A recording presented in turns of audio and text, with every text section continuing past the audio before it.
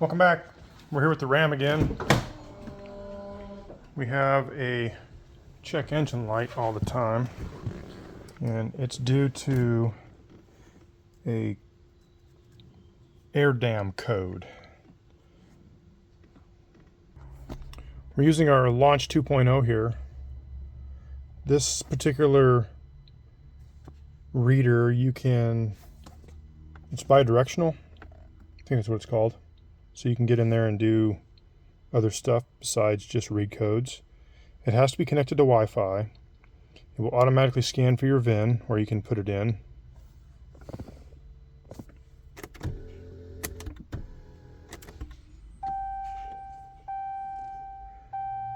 So we're going to diagnose here. American, RAM.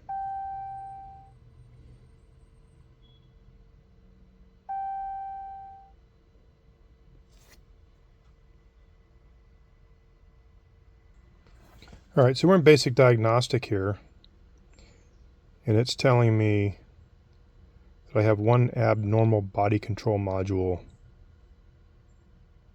code. That's a center stop lamp control circuit. It's probably a light bulb. What I had earlier was I was in the powertrain and I deleted them. It was a U11E3 Echo 9, I believe, or 11 Echo 9. I'll put in the screen in there so you can see what I had. I've cleared it to see if it would go away, which it did. I haven't started the vehicle since. I'm sure if I start the car, it'll come right back. But I want to change the oil so I don't want to get it hot. It's for the air dam. So the lower air dam isn't working. So this is going to be a video how to change the lower air dam. So here's the stuff you'll need to change the lower air dam. There's 4 bolts on it. They're all 13 millimeter. If you have a small enough electric ratchet, you can get in there with like a semi-deep socket, because the bolts threads stick out a little bit and you won't be able to get a regular socket on there. First, we're going to take out the connector. We're going to check for power. Now there's 3 wires going into this. This is the wire schematic for it, and this is here. This is your air dam. On this vehicle, you also have an upper and a lower grill actuator shutter that helps the car heat up faster. We are looking at this one here. There's 3 wires in it. This is a blow up of it here.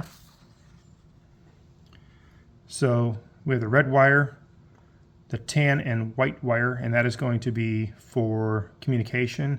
Black wire is your ground, and the red wire is your power wire. So you have 1 power wire, 1 ground, and 1 communication wire. Pins 1, 2, and 3. So we'll go take the connector off here. So the connector for the air dam on the bottom is located over here, lower left-hand side of the engine compartment, all the way in the front, right below the giant valance piece there. So this is a look underneath at the air dam. This is your air dam that drops down. Below 30 miles an hour it comes down. Above 30 miles an hour it goes up. First 50 miles, and for 50 miles in a vehicle, it doesn't come down at all. It just stays up. So if you're below 30 miles an hour, like when you start up in the morning and this doesn't come down, it'll obviously flag your check engine light. And then once you get above 30, it's supposed to retract. And of course, if it doesn't do that again, you'll get a check engine light. Now, a little connector is right up in here.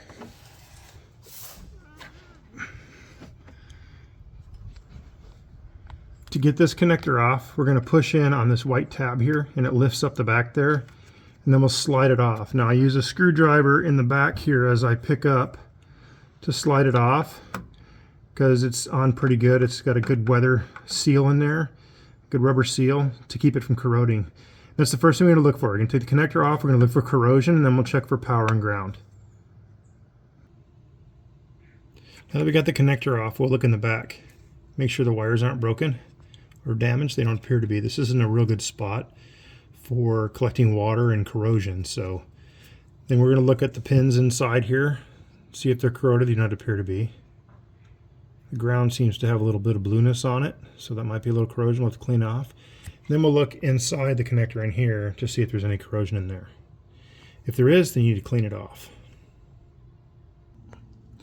So to check for ground, we're going to go into pin 1, and we're going to go to any ground on the vehicle and see if we get a honk. So that means we got a ground, so that's good. So now we're going to check power. So we're going to change our meter from ohm beep to DC voltage. We're going to go to pin 3 in this case. If you remember the schematic here, so we're going to take this out. We're going to put it in pin 3. Then we're going to set the meter up so we can actually read it.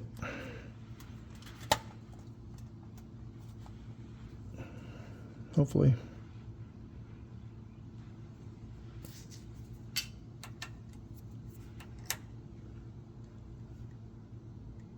.24 volts. We have voltage going to the air dam, but we have no actuation. So we know that either motor is bad or the connector's damaged or it's jammed up. All right, to remove it, we have 4 nuts. They're 13 millimeter right there. There's 2 of them. And they're outboard of that first connector, and then the other side, like this whole contraption right here, this whole thing comes off. So there's those 2 nuts at 13 millimeter and then 2 on the other side, and the whole thing should come right off. So let me attempt that. Oh, before we do that, we want to take off that connector wire holder there. See the wire, this guy right here? We're going to take like a body kit or a pry bar or something, we're going to get underneath this, we're going to pop this loose so it doesn't go down with it. So I generally get up underneath it with one of these, this little body door panel removal kit, and then I get up underneath it and I just nice and slowly work it out. If you try and pry real fast, real hard, you could break it. Then you have to go to the local neighborhood hardware store and pick one of these up. Not a big deal if you have a lift, but I'm laying on the ground underneath the car, so you want to be careful. So let's go ahead and pull those 4 nuts off and let's get this thing on the ground.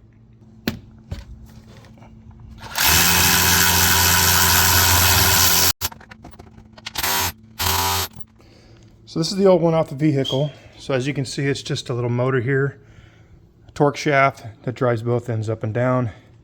Like I said, it's only held on with 4 bolts. I think the top one here on the left is going to be your centering guide, if you will, and then the other one just kind of fit.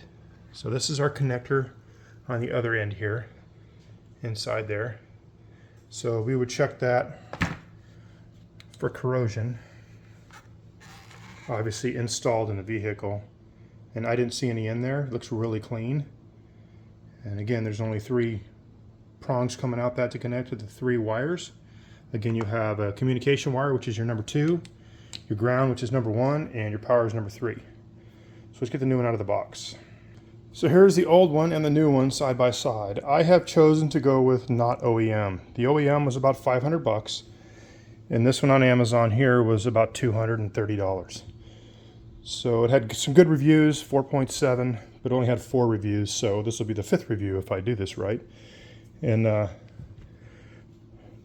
it's the same scenario to put it back in. You're going to put it in place and then tighten up your 4 nuts.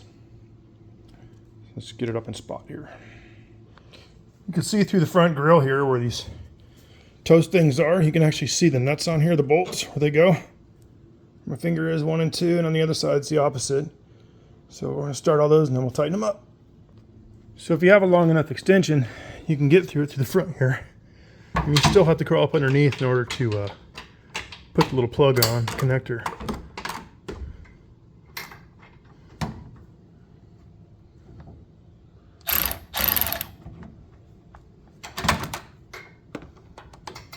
Just want to show you could do it.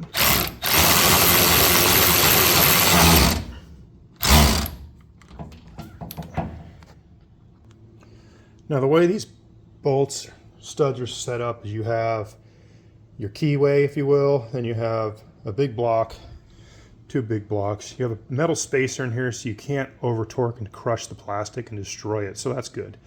Again, you don't want to smoke them down and put 600 foot-pounds on them. I'm sure about 100 inch-pounds, maybe a little bit more, would be more than enough. I started by tightening this one first, and then I tightened the other 3.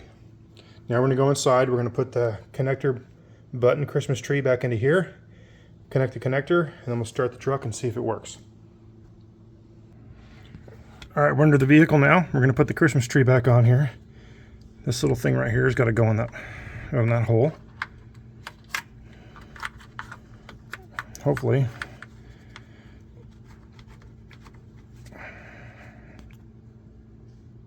So I did get it in there. I'm right-hand dominant, so I had to put the camera down and put it in there. See, it's nice and flush there. Then we'll put the connector on, and hopefully it won't kick down when I'm underneath it because it'll hurt. Make sure your connector's all the way on.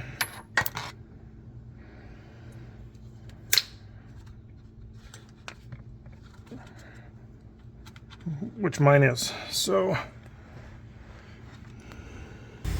right, I'm in the truck. I started it. The check engine light did not come back on. So let's go out and see how far down it is. Well, I don't see a difference, but let me change the oil and we'll give it a drive and we'll see if the check engine light comes back on, because as of right now, it's still up. All right, drove the truck around for a little while. No check engine light. So the replacement of the air dam fixed my check engine light issue. I have heard that on the internet to where if the upper one is bad, your fan will run consistently at high speed, like full speed. So if you have the check engine light and it's giving you that code, that 1139, I think it is, I'll look it up real quick, it will run that fan, the upper fan on high speed, or the cooling fan on high speed. And if it's the air dam down below, then it will be just run normal. You just get the check engine light. All right, so changing out the lower air dam, again, it's uniform 11 Echo 9. So the letter U, 11 E as in Echo 9 is the code. You'll need a 13 millimeter, either a wrench or a socket. Electric ratchet makes it a lot faster. A couple flashlights, some gloves. You'll need the body kit here to pull the Christmas tree off of this hole here for the wiring harness. Disconnect the wire harness. You need a screwdriver. Remember, push down on the end, pop it off. Those are all the tools you need. Thanks for watching. Like and subscribe. Half them out.